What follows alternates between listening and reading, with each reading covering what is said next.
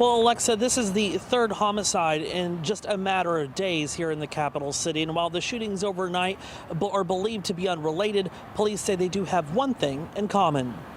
2 in one night.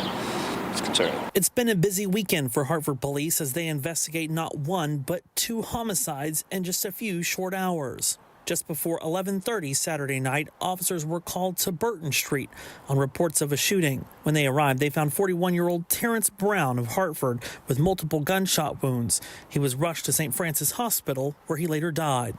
An hour and a half later, and just 3 miles away, officers responded to another shooting on Fish Fry Street. Officers found 36-year-old Antoine Gouge with multiple gunshot wounds. He died shortly after being rushed to Hartford Hospital. Despite happening so close to each other, police say they do not believe they are related. At this point, we don't believe that these two are related, or we don't have evidence to suggest that at this time. Both appear to be large gatherings of people.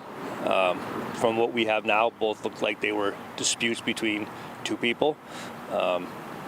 Both scenes do contain evidence that we have seized and will be processing for forensic evidence. This is just 2 of at least 4 large gatherings involving arguments across the state that have ended with gunshots in the last 7 days. Police Report says preventing these types of shootings are more difficult to address and says police needs the public's help.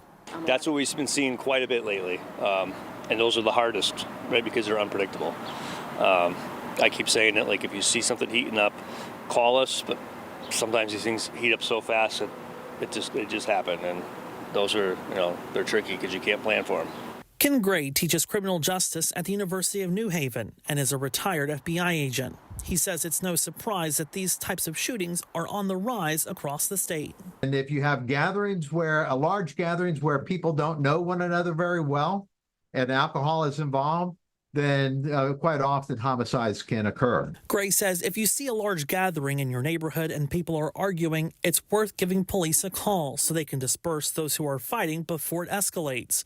And if you're attending a large event, just remain aware of your surroundings. Usually in large gatherings like this here, you may have different factions, you may have different gangs. It may very well turn into violence, and that violence may escalate all the way up to homicide. So if you see something starting to break bad like that, it's the time to get out of there.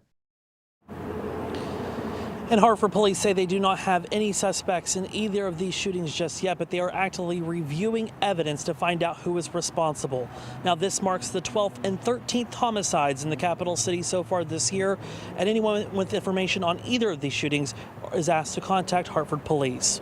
Reporting live in Hartford, Jake Garcia, Fox 61, Connecticut's news station.